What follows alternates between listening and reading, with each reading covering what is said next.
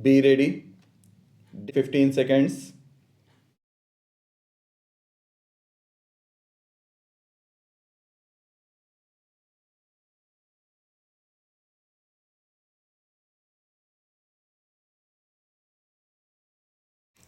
Mr. Speaker, Sir, I would at the very outset like to thank all the honorable members who participated in the discussion on demands for grants of the Ministry of Labour and the Ministry of Welfare and put forth their suggestions. Their suggestions would surely prove to be a guiding force for us. I would like to request the honorable members who, due to lack of time, could not participate in the said discussions to kindly send me their suggestions and points that they could not make here in writing, and we will surely consider their suggestions for necessary action and inform the concerned honorable members accordingly. I too have to reply to the queries and points raised with regard to both the ministries within a limited time.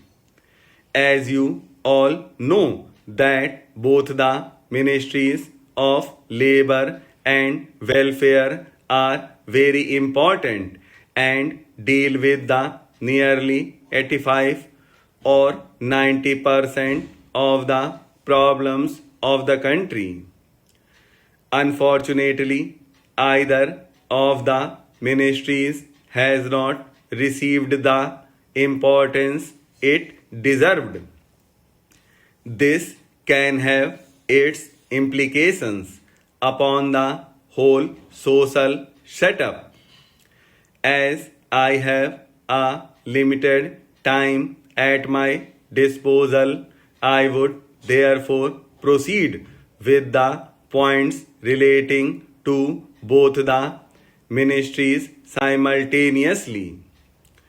It will take much time if I deal with them separately. I know that I have to conclude before 6.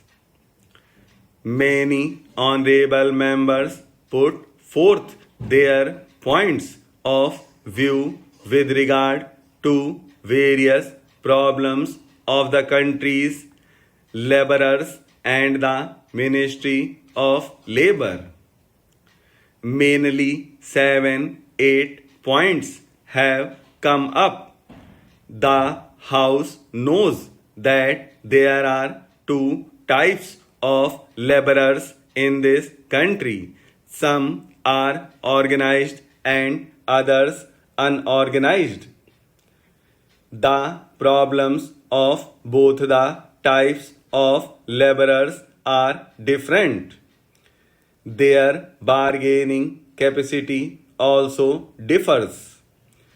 Today, the organized labor has accumulated strength to the extent that they can fight for their rights.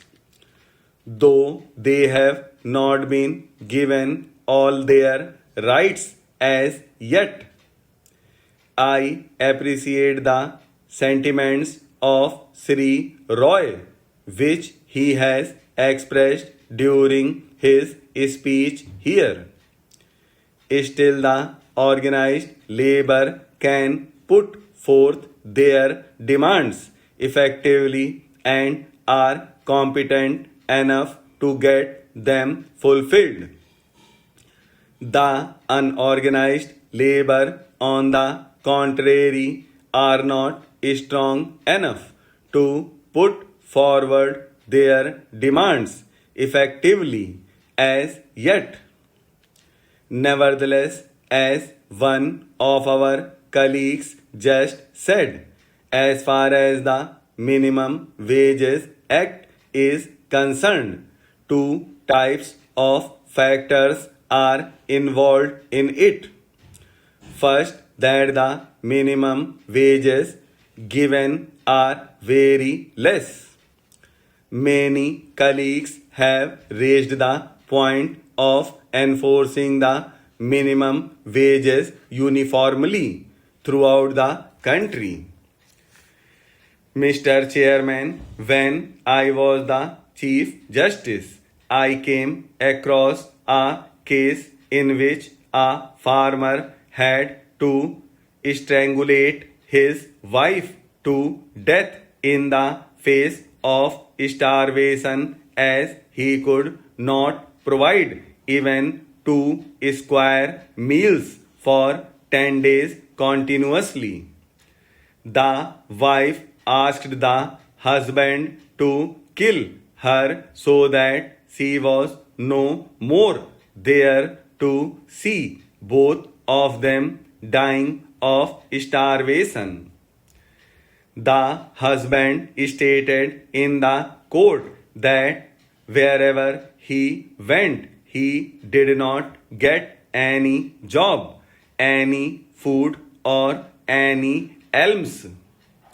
So he killed his wife. Special provisions will have to be made for such a desert area where alms is not available to farmers. The condition of our agriculture is very miserable. While making his budget speech in the House, the Honorable Minister of Finance said that our economy was shattered due to waiving of loans. I was distressed to hear it. I was distressed because before stating this, he did not bother to go through the Congress manifesto for Rajasthan, in which they had made an open offer to waive loans up to rupees 15,000 in place of other parties' offer to waive loans of rupees 10,000. Due to all this, our economy suffered many setbacks in last 40 years. Our balance of payment deteriorated. Our foreign exchange reserve went on exhausting. For all this, we had to sell our gold and the country turned insolvent. Thereafter, the entire burden was put on the farmers, alleging that the country has been ruined due to waiver of loans. It is indeed a serious matter. On the one hand, we grant crores of rupees to big capitalists like Tatas and Birlas in the name of Sikh industries, and on the other, huge scandals take place in nationalized banks. Recently, a scandal took place in the Punjab National Bank. The scandal that took place in the Bank of Baroda was also brought before the House. In this way, the government of India had to suffer losses to the extent of crores of rupees in every transaction. But on question of waiving of a small amount of rupees 10,000 for farmers, our Honorable Minister of Finance was not agreeable. I am greatly distressed to learn it. Our country is primarily an agricultural country where industrial policy is liberalized and the industries are given opportunities to squander huge sums of money. In our country, what happens is that every industrialist diverts the funds meant for the development of his industry to other purpose, exploits the laborers and the consumers as well, and thereafter declares the industry as sick.